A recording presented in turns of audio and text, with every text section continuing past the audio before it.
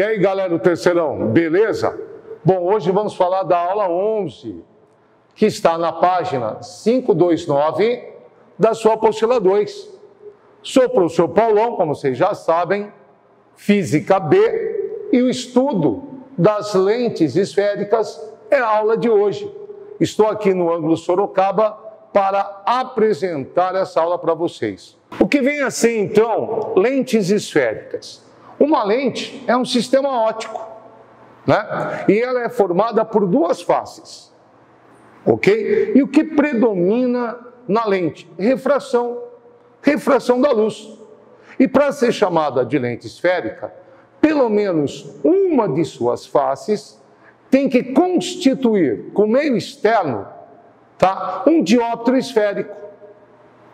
Ok? Isso passa a ser, então, chamado de lente esférica. Bom, nós temos duas situações, duas nomenclaturas. Uma nomenclatura é com relação ao formato da lente. E a outra nomenclatura, comportamento óptico. E o que vamos falar aqui? Então, primeiro, nomenclatura e formato da lente. Então, a nomenclatura aqui vai ser baseada no formato. Se você lembrar do que falamos, quais são as formas que um sistema óptico pode ter? Ele pode ser plano, pode ser esférico, ok? Que é o que nós estamos falando. Pelo menos uma das faces tem que ser esférica. Então, plano, eu posso ter esférico côncavo, esférico convexo. Então, ao colocar essas três situações, ou três superfícies, nós temos, então, 6 tipos de lentes. 3 chamadas de borda fina e 3 de borda grossa. Por que ela é chamada borda fina? Porque a região da borda é mais estreita do que a região central. E como é que nós damos o nome da lente? Sempre o primeiro nome é o nome da face de maior raio de curvatura. E a segunda face de menor raio é o segundo nome. Então, primeiro nome, maior raio de curvatura. Segundo nome, menor raio de curvatura. Então, temos aqui, primeiro, a chamada lente biconvexa. Né? Olha só, região central maior do que a região das bordas. Segunda, plano convexa. Lembrando que o plano, né, se nós pensarmos de tamanho, ele é muito maior em termos de medida do que a face da convexa, né? Ok? Então, plano convexa. E aqui eu tenho uma outra, cujo nome é côncavo convexa. Lembrando que a face do côncavo é maior do que a face da convexa. Bom, agora eu vou apresentar a vocês as lentes de borda grossa.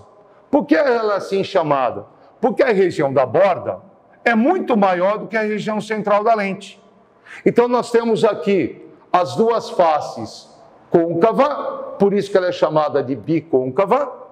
Temos aqui a chamada lente plano côncava, lembrando que o plano tem um tamanho muito maior do que a outra face, que é a face côncava. E aqui eu tenho a lente convexo côncava, onde a face da convexa tem um raio maior do que a face da côncava.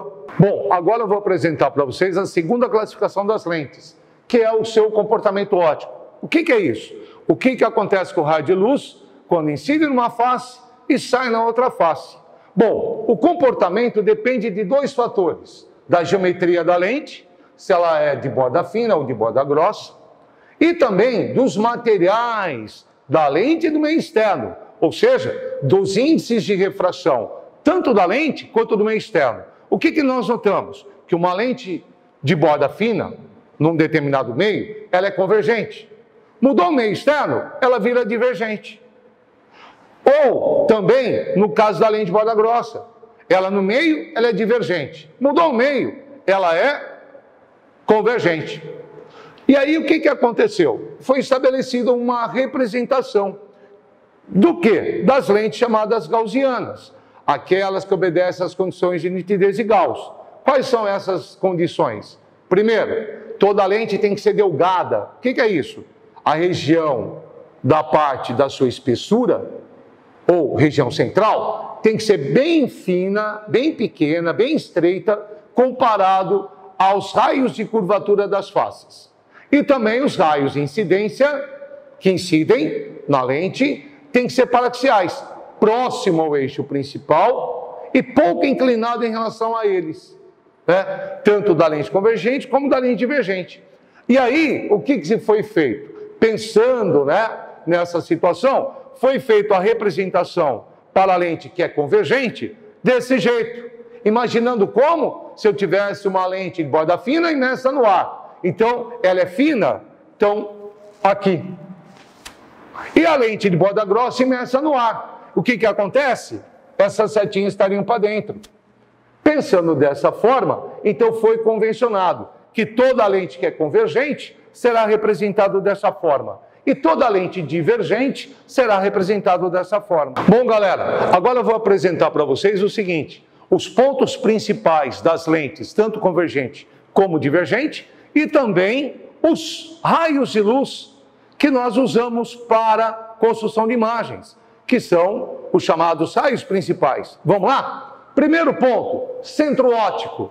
Tanto da lente convergente como da divergente, todo raio de luz que passar pelo centro óptico atravessa a lente sem sofrer desvio angular.